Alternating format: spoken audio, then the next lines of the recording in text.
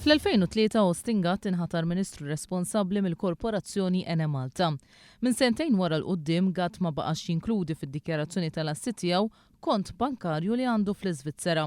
F'konferenza tal-aħbarijiet il-ħamis Gatt kien qal li huwa kien iddikjara dejjem dan il-kont bankarju fl-assi parlamentari tiegħu. Sija biss wara, iżda waqt programm fuq ix-Xandir Nazzjonali, Austin Gatt kien qal li kien ħasbal u li ma baqax jinkludi dan il-kont Svizzeru fl-assi parlamentari tiegħu mill-2005 il-qudiem. It-tnejn filgħodu il-Viċi Kap Nazzjonalista Simon Busuttil baqa' jiddefendi lil Austin Gatt u qal li ma jara xejn ħażin li bħala Ministru jkollu kont bankarju mhux iddikjarat fl-Iżvizzera. Għaliex qed tara li hija xi ħaġa ħażina illi xi ħadd jeżerċita dritt tiegħu. Dan huwa dritt. Kont Simon Busuttil l-istorja tal-kont bankarju moħbi tal-Ministru Austin Gatt turi li l-Partit Laburista huwa maħmuġ. Juri hawnhekk il-ħmieġ tal-Partit Laburista. Esperti fil-qasam bankarju li fil-jiem li għaddew tkellmu ma' One News qalu li dawn it-tip ta' kontijiet fl-Iżvizzera jinfetħu l-aktar minħabba s-sekredezza u l-privatezza tagħhom f'dan il-pajjiż.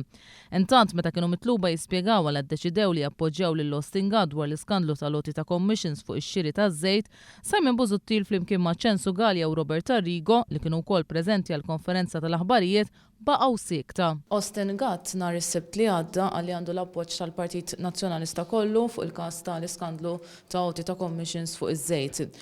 Għaliex inti bħala Viċi Kap qed tagħti l-appoġġ tiegħek lil Austin Gatt u m'intix qed titlob lil Austin Gatt tiġor ir-responsabilità politika u hekk qed naraw ukoll żewġ deputati nazzjonalisti oħra ma nafx hekk ma jridux jgħidu wkoll min-naħa tagħhom jekk għal xiex qed jagħtu l-appoġġ tagħhom lil Austin Gatt.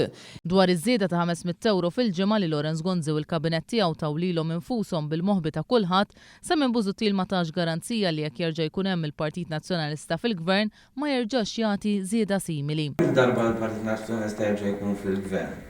Inti tagħti garanzija li ma terġax tingħata? Jekk il-qoddim il-Partit Nazzjonalista jiġi biex jiddiskuti dan is-suġġett, jiddiskutih b'mod differenti, Busuttil iddefenda l-għoti ta' żieda tal-500 euro u qal li l-problema ma kienitx iż-żieda nnifisha, iżda l-mod kif ingħatat. Ma tiegħi l-iżball ma kienx daqstant fuq il-paga in kwistjoni imma kienet fuq il-mod illi saret. Fil-konferenza tal-aħbarijiet Busuttil ma kienx jaf jagħti informazzjoni dwar f'liema setturi ser jinħolqu l-25,000 impjieg li l-Partit Nazzjonalista qed iwiegħed għal 5 snin li ġejjin. Dak li huwa l-breakdown ta' 25,000 jien ma nistax ngħidlek minn qabel kif tajtek il-breakdown tal-20,000 għax ovvjament l-ewwel iridu jinħolqu fis-setturi differenti biex imbagħad intik il-breakdown.